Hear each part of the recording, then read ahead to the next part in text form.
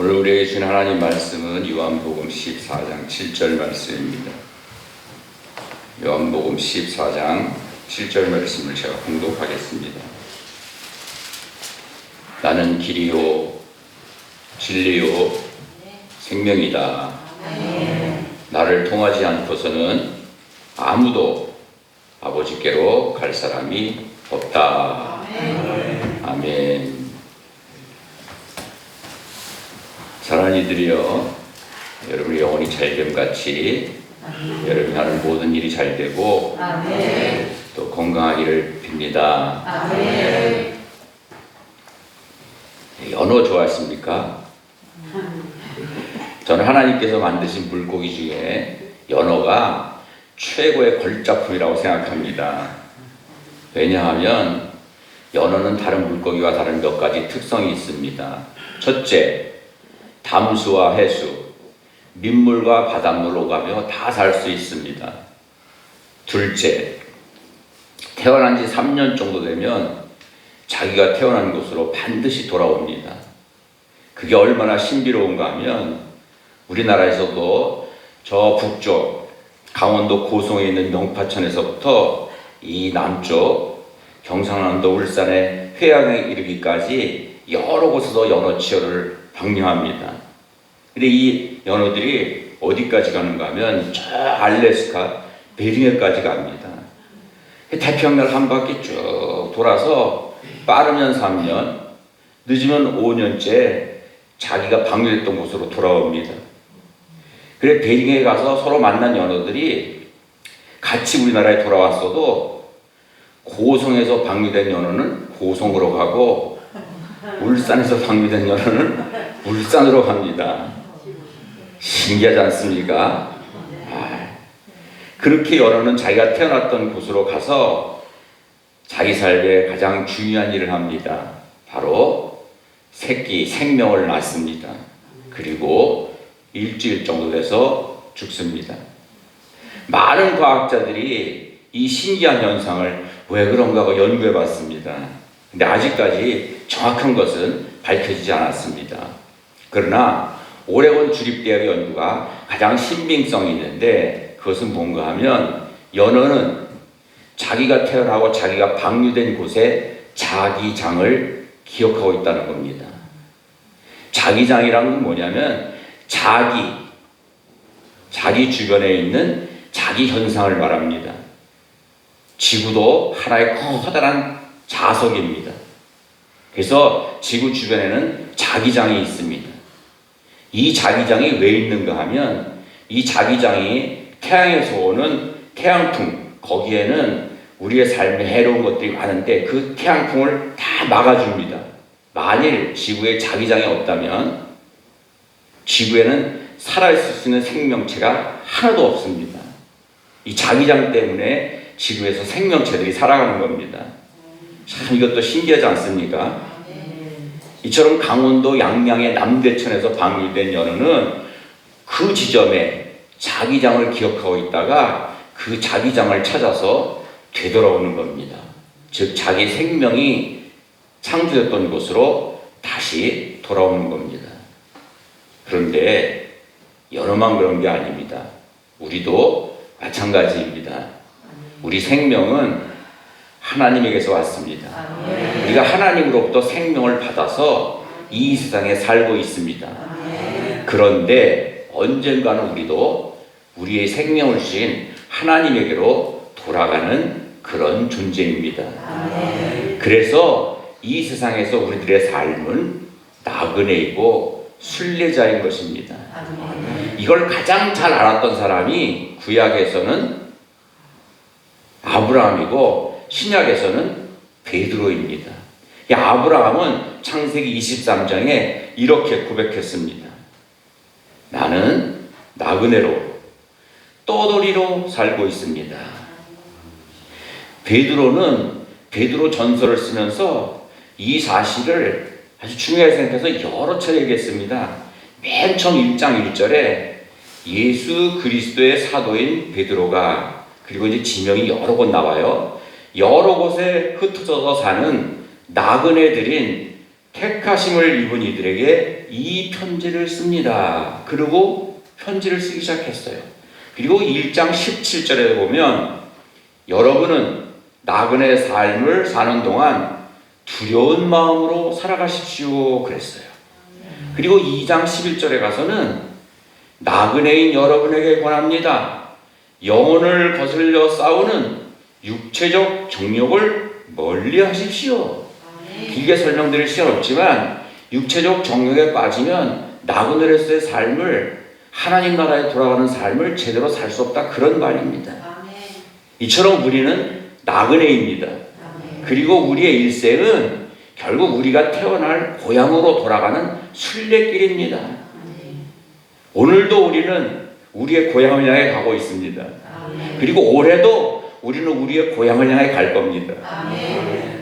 죄송하지만 조금 빨리 가시는 분이 계시고요, 좀 천천히 가시는 분도 있습니다만 어쨌건 다 우리의 고향으로 돌아갑니다. 그렇다면 우리의 삶이 이렇게 우리의 본향, 우리의 생명이 왔던 고향, 우리의 생명을 주신 하나님께 돌아가는 순례길인데, 이런 순례를 우리가 어떻게 해야 되나, 오늘은 좀 여러분에게 특별한 영상을 보여드리겠습니다. 2007년에 KBS에서 차마고도라는 다큐멘터리를 방영했습니다. 6부작으로 되어 있는데 이 부작이 뭐냐면 제목이 순례자의 길이었습니다. 티벳의 한 작은 마을에서 티벳의 라싸까지 무려 2100km를 오체 투지를 하면서 5명의 순례자들이 가는 그런 순례의 이야기였습니다. 그들이 라싸에 가는 이유는 첫째, 라싸에 족항사원이라는 절이 있기 때문입니다.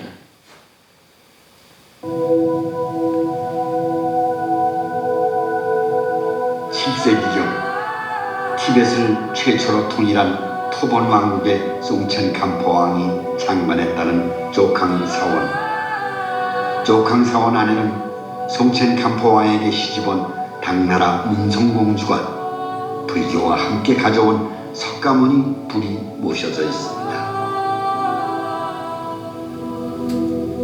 1400년 동안 석가모니 불은 티벳 사람들이 간절하게 기도하던 영혼의 대상이었습니다.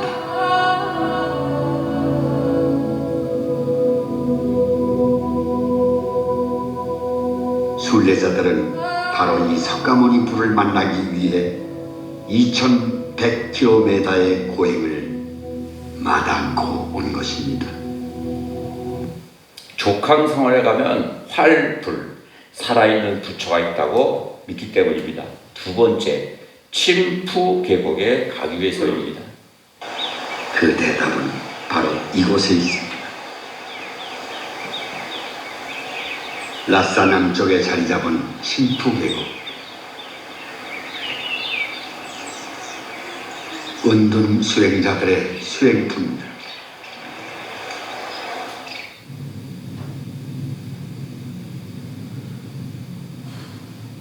천여년 전 인도에서 온 승려 빠드마 삼바바. 그는 티벳 땅 전역에 불교를 전파했고 티벳 사람들에게 죽음 이후의 삶에 대해서 알려주었습니다. 침푸계곡은 그가 처음 티벳에 와서 동굴을 파고 수행을 하던 곳입니다.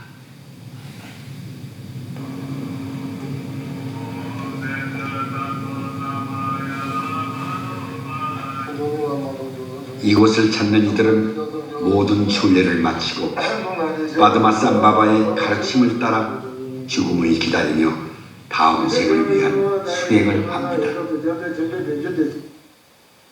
죽음 이후의 삶을 준비하기 위해서 가는 겁니다. 즉 영혼의 고향으로 돌아갈 준비를 하기 위해서 가는 겁니다. 같은 순례 이야기를 2018년에 중국의 장양 감독이 영혼의 순례길이라고 하는 영화로 만들었습니다. 네팔의 망캉 마을에 있는 12명의 사람들이 라싸를 향해 순례를 떠나는 그런 이야기입니다. 이들이 가야 할 길은 이렇게 험합니다. 이런 길을 무려 1200km를 가야 합니다. 근데 그냥 가는 것이 아니라 걸어가는 것도 힘든데 오체투지를 하면서 갑니다. 양 무릎과 양 팔꿈치와 그리고 이마 5곳이 땅에 닿도록 절을 하는 겁니다. 그렇게 하는 이유는 삼보, 불보, 법보, 승보에게 최대한의 경의를 표하기 위해서입니다. 불보는 부처고 법보는 부처가 가르쳐준 그런 것들을 적어놓은 경전, 우리식으로 하면 성경이고, 승보는 승려, 우리식으로 하면 목회자입니다.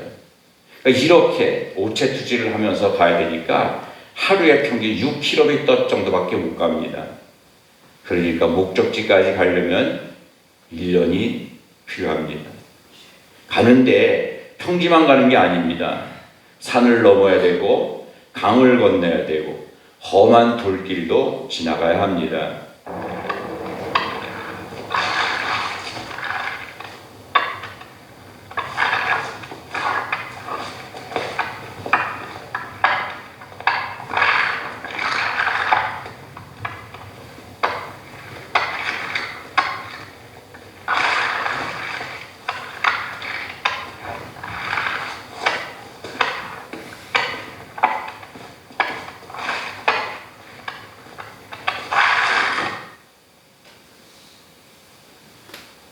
처음 우체투지를 시작했을 때는 너무나 힘들어서 얼마 가지도 못하고 다 주저앉고 들어 누웠습니다.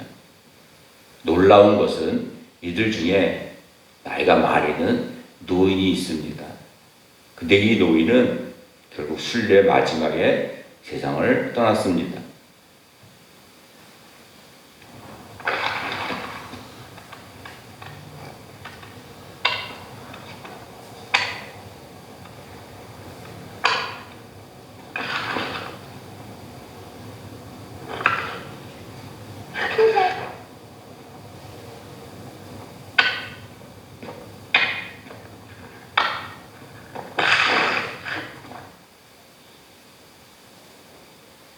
더 놀라운 것은 유진이 정도 되는 초등학생 여자아이도 있습니다. 더더욱 놀라운 것은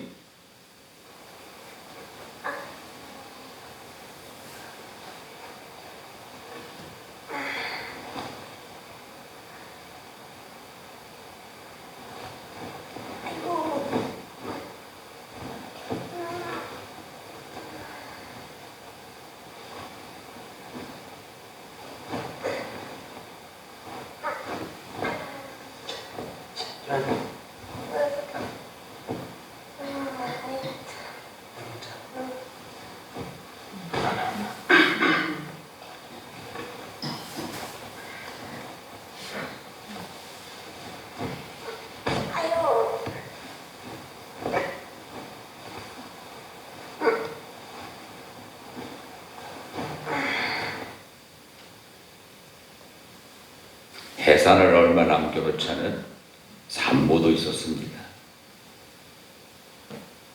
이 산모는 순례 중에 아이를 낳았습니다. 그리고 이름을 딩지딩다라고 지었습니다. 행복과 장수라는 뜻입니다.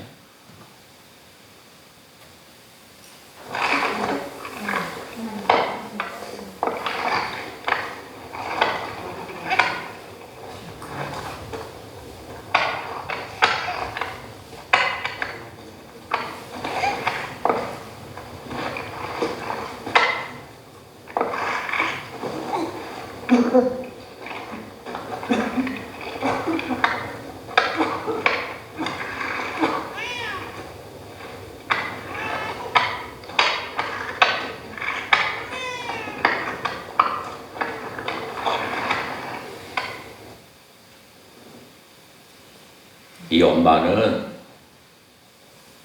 아이가 어느 정도 크자 아이를 업고 오체투지를 했습니다.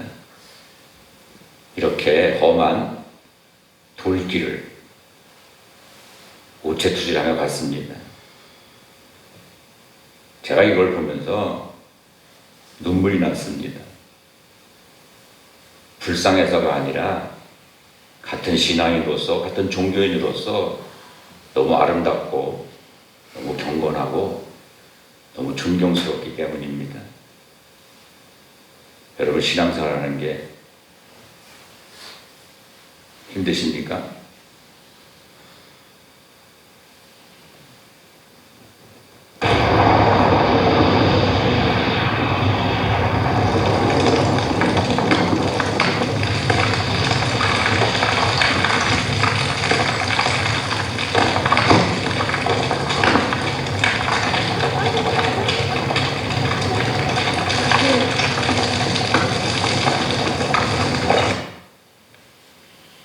눈이 와서 낙석이 떨어지는데 거기를 위험하다고 건너뛸 수가 없습니다.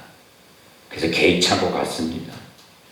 결국 아이를 구하려다가 한 남자가 떨어진 커다란 돌에 맞고 다리를 다쳤습니다.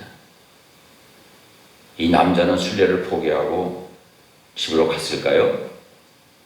아니면 계속 순례를 했을까요?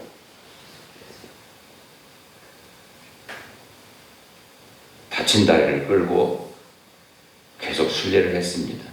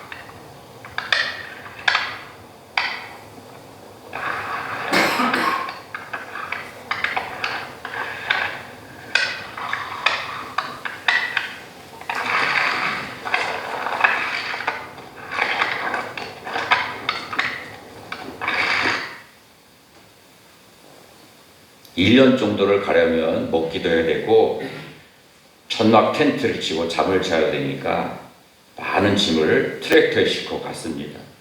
근데 응급 환자가 있어서 과속하던 차가 들이받아서 트랙터가 망가졌습니다. 그래서 그 무거운 수레를 직접 끌고 갔습니다. 얼마만큼 가서 수레를 놓고는 다시 수레를 끌고 갔던 곳으로 와서 오체투지를 또 다시 합니다. 음력설이 지나자마자 시작된 순례가 봄이 되고 여름이 지나 다시 겨울이 왔습니다.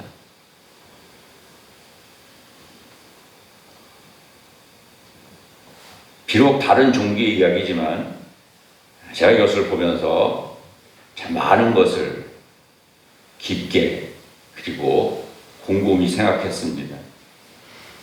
보는 내내 정말 숭고하고 경건하고 신성하다는 느낌을 받았습니다. 무엇보다 나는 저들만큼 신앙심이 있나? 나는 저들만큼 열정이 있나? 그걸 생각해 봤습니다.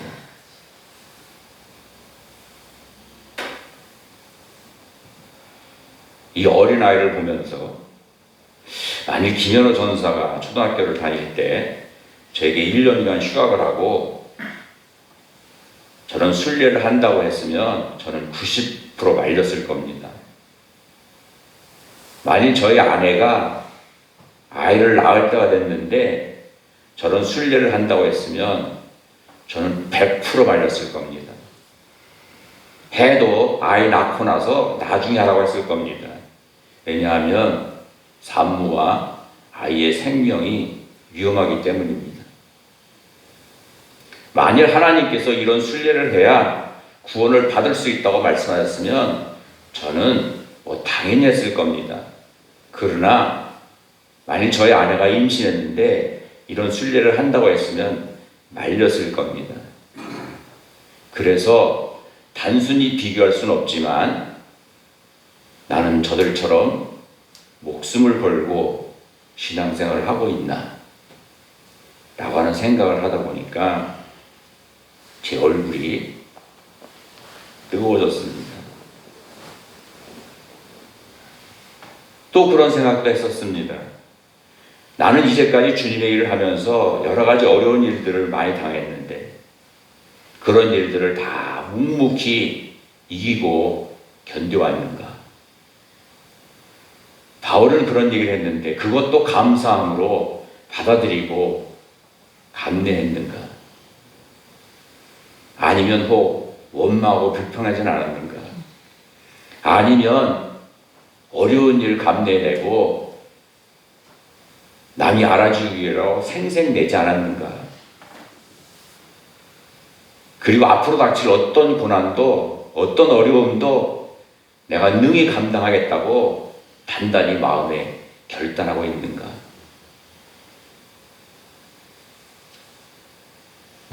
또 그런 생각도 했습니다. 제 나름대로는 제가 누릴 수 있는 것들을 포기하고 시골에 작고 어려운 교회에 와서 목회를 했다고 생각했는데 정말 내가 모든 것을 다 내려놓고 주님의 일을 하고 있는가?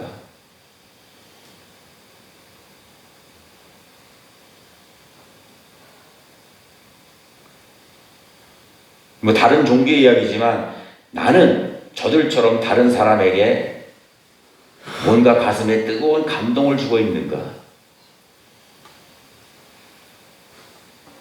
나는 저들처럼 나의 신앙이 행동으로 드러나고 있는가?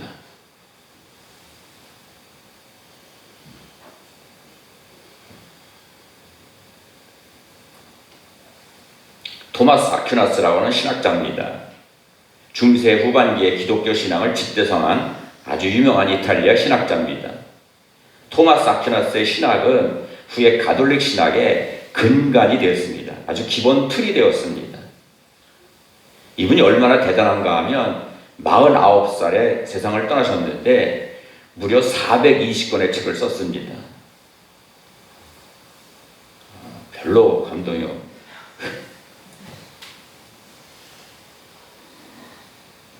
이분이 쓴 유명한 책이 신학대전인데 신학대전만도 100여 권이 됩니다. 이분이 왼손에 들고 있는 것이 신학대전이라는 그런 자기가 쓴 책입니다. 제가 아주 간단하게 신학대전의 내용을 소개해 드리겠습니다. 신학대전은 총 3부로 되어 있는데 1부는 띠오 하나님에 대한 이야기입니다. 2부는 위모 인간에 대한 이야기입니다. 보통 호모라고 하는데 토마스 아퀴나스는 남성 용사로 위모를 썼습니다. 3부는 그리스도 예수님에 대한 이야기입니다. 그래서 일부 하나님에 대한 얘기가 한 30권 정도 되는데 하나님은 어떤 분이냐? 가장 대표로 무엇보다도 하나님은 창조주이십니다. 그래서 모든 것이 다 하나님에게서 왔습니다. 이 세상 모든 것이 다 하나님이 왔고 특별히 우리 인간도 하나님에게서 왔습니다. 그래서 그것을 엑시투스 업데오 하나님으로부터 반론했다 그렇게 얘기했습니다. 인간은 다른 피조물과 달리 특별히 하나님의 형상을 따라 지어진 하나님의 모상입니다. 즉 하나님에게로부터 온 존재입니다. 그래서 다시 하나님에게로 돌아갑니다. 그걸 레디투스 아드데움 하나님에게로 귀환한다 그렇게 얘기했습니다. 근데 하나님에게로 왔다가 다시 하나님에게로 돌아가는데 도대체 어떻게 돌아가느냐, 어떻게 해야 돌아갈 수 있느냐, 그 돌아가는 길을 잘 가르쳐 주신 분이 있습니다. 그분이 바로 누구? 예수님이십니다. 그 100여 권에 이르는 이 신학대전의 기본 맥이고 기본 틀이 바로 그겁니다. 모든 인간은 하나님에게로부터 왔다가 하나님에게로 돌아간다. 아멘. 신학대전은 영어로는 60권으로 다 번역됐지만 우리나라 말로는 아직 다 번역도 되지 않았습니다. 여러분 아직 다 번역도 되지 않은 신학대전을 읽은 겁니다. 그래서 토마스 아퀴나스는 인간은 어떤 존재냐? 인간은 호모 비아토르라고 했습니다. 호모는 인간이고 비아토르는 일반적으로는 여행, 종교적으로는 순례입니다. 즉 인간은 순례하는 인간이라는 겁니다. 하나님에게로부터 왔다가 다시 하나님에게로 돌아가는 순례를 하는 존재라고 하는 것이 토마스 아퀴나스 신학의 핵심입니다. 한 가지만 더 말씀드리면 토마스 아퀴나스는 그래서 인간은 하나님에게로부터 왔기 때문에 하나님을 향해 나아가는 순례에서 진정하고 참된 행복을 누릴 수 있다라고 얘기했습니다. 상식적인 눈을 가지고 보면 티베트 사람들이 그렇게 하는 것은, 그렇게 힘들고 고통스러운 일을 하는 것은 이해가 안 갑니다. 그리고 미련하고 한심한 것처럼 보입니다. 그러나 신앙적인 눈으로 보면 그들은 세상에서 가장 행복한 일을 하고 있는 것이고 가장 행복한 시간을 갖고 있는 겁니다. 오르막길이 계속되니까 남자들만 끌 수가 없어서 여자들 모두 다 수레를 끌었습니다. 그런데 이 무거운 수레를 언덕길을 끌고 올라가는 사람들 얼굴을 가만히 보면 너무 힘들고 너무 고통스러워서 불평하고 짜증내는 것이 아니라 마냥 해피합니다. 아멘.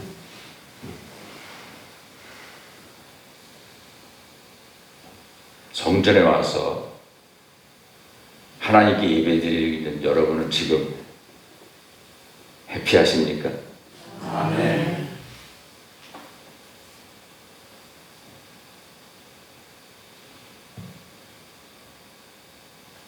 예수님은 나는 길이다 라고 직접 말씀하셨습니다. 그리고 나를 통하지 않고는 아무도 아버지께로 갈 수 없다고 말씀하셨습니다. 맞습니다. 예수님은 길이십니다. 하나님께로 가는 길입니다. 우리 영혼의 고향으로 가는 길입니다. 뿐만 아니라 우리가 이 세상에 살면서 대림절에 말씀드렸듯이 하나님께서 예수를 통해 주시는 생명을 누리게 해주시는 그러한 길이십니다. 여러 개의 길이 아니라 유일한 길이고 오직 하나의 길입니다. 우리 모두 하나님 나라에 다시 돌아가는 순례자인데 순례자로서 어떻게 살아야 하나? 길이신 예수님을 따라가면 됩니다. 길인 예수님을 따라가야 합니다. 올 한 해 여러분 삶의 순간순간 여러분의 생각대로 살지 말고 또 세상의 방법대로 살지 마시고 길이신 예수님이 뭐라고 말씀하셨나 귀 기울이시고 들으시기 바랍니다. 그리고 그 말씀대로 사시기 바랍니다. 진리이시고 생명이신 예수님이 뭐라고 말씀하셨나 그 말씀을 마음에 두고 그 말씀 따라 사시기를 축복합니다. 무엇보다 예수님이 이렇게 말씀하셨습니다. 불편하지 않은 것 같이 읽어봅니다. 시작. 먼저 하나님의 나라와 하나님의 의를 구하여라. 그리하면 이 모든 것을 너희에게 더하여 주실 것이다. 아멘. 누가복음 9장에서는 이렇게 말씀하셨습니다. 누구든지 손에 쟁기를 잡고 뒤를 돌아보는 사람은 하나님 나라에 합당하지 않다. 세상 것에 기웃거리지 말라는 겁니다. 요한복음 15장에서는 이렇게 말씀하셨습니다. 시작. 만일 너희가 내 아래 살면서 내 말을 지키면 무엇이든지 원하는 대로 구하라. 그러면 그대로 이루어질 것이다. 아멘. 빌립보서에서는 때로 우리가 힘들고 어려운 일 만나지만 시작. 아무것도 염려하지 말고 모든 일에 기도와 간구로 여러분이 필요로 하는 것을 감사하는 마음으로 하나님께 아뢰십시오 라고 말씀하였습니다. 요한계시록 2장에서는 시작. 죽도록 충성하여라. 그리하면 내가 생명의 멸류관을 너에게 주겠다. 아멘. 우리가 홀리비전 트립으로 이탈리아를 갔었습니다. 근데 로마는 도시 전체가 유적지고 도시 전체가 박물관이고 도시 전체가 성지입니다. 그래서 아무나 로마를 가이드할 수가 없습니다. 일반 가이드 자격증을 가지고는 이탈리아 어디든지 가이드 안내할 수 있지만 로마는 특별 자격증이 있어야만 가이드를 할 수 있습니다. 당연히 로마 가이드 자격 있는 사람은 가이드 비용이 배나 비쌉니다. 그런데 예수님은 우리가 가야 하는 순례길에 가장 완벽하신 가이드이십니다.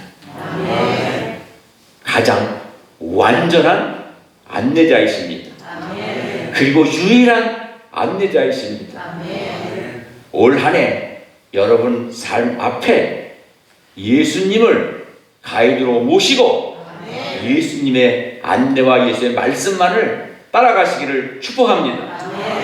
내 앞에 누가 계시다? 나의 순례길 앞에 누가 계시다? 아멘. 그러면 예수님께서 푸른 풀밭으로 우리를 인도해 주실 것입니다. 쉴 만한 물가로 인도해 주실 것입니다. 우리의 영혼을 소생시켜 주실 것입니다. 바른 길로 인도해 주실 것입니다. 비록 어렵고 힘들고 사망의 음침한 골짜기 같은 곳을 지나갈지라도 해를 받지 않도록 지켜주실 것입니다. 원수리 본 앞에서 내게 잔치상을 차려주실 것입니다. 나를 귀한 손님으로 맞아주실 것입니다. 그래서 매일매일 예수님이 나의 목자시니 제게 부족함이 없습니다 라고 감사하며 고백할 수 있게 될 것입니다. 그렇게 살기를 축복합니다. 어렵고 힘든 올 한 해를 우리가 또 살아가야 하지만 위대하시고 전능하신 예수님이 우리의 길이십니다. 그 길, 여러분 마음에 모시고 그 길을 따라 살아가면서 그 길이신 예수이시는 생명을 누리는 2021년 되기를 축복합니다. 그리고 언젠가 우리의 고향으로 돌아갔을 때 하나님께서 우리를 보시고 참 잘 살았다 그렇게 칭찬받는 여러분 되기를 축복합니다. 기도합시다. 하나님, 우리는 이 세상을 살아갈 때 우리가 돌아가야 할 고향 하나님의 품이 있는 것을 한시도 잊지 않고 살아갈 수 있도록 도와주시옵소서. 예수님도 그런 말씀하셨습니다. 그 길은 좁고 험해서 찾는 사람이 많지 않다. 그렇습니다. 우리의 신앙적인 이 순례가 그렇게 쉽지만은 않습니다. 때로 힘들고 어렵고 고통스러운 일도 있고 이해하지 못할 일도 당합니다. 그러나 오늘 저희들이 티벳의 순례자들을 보았습니다. 믿음 가지고 기도하며 말씀을 붙잡고 우리도 담대히 다 이기고 승리할 수 있게 하여 주시옵소서. 예수님이 우리의 길이심을 감사합니다. 예수님이 우리의 안내자로서 우리와 동행하시는 줄 믿습니다. 내 생각과 내 뜻을 앞에 세우는 것이 아니라 예수님을 나의 삶의 앞에 모시고 예수님의 말씀에 귀 기울이고 예수님이 이렇게 하라면 그렇게 하고 예수님이 이리로 가라 하면 그렇게 갈 수 있는 저희들 될 수 있도록 도와주시옵소서. 그래서 예수님이 주시는 생명을 누리며 사는 복된 행복한 그런 한 해 되도록 은혜 베풀어 주시옵소서. 우리가 언젠가 우리의 본향으로 돌아갈 때 하나님 만났을 때 잘했다 그렇게 칭찬받고 상급받을 수 있는 우리 모두가 되게 하여 주시옵소서. 우리의 길이요 진리요 생명이신 예수님의 이름으로 간절히 감사하며 기도 올리옵나이다. 아멘.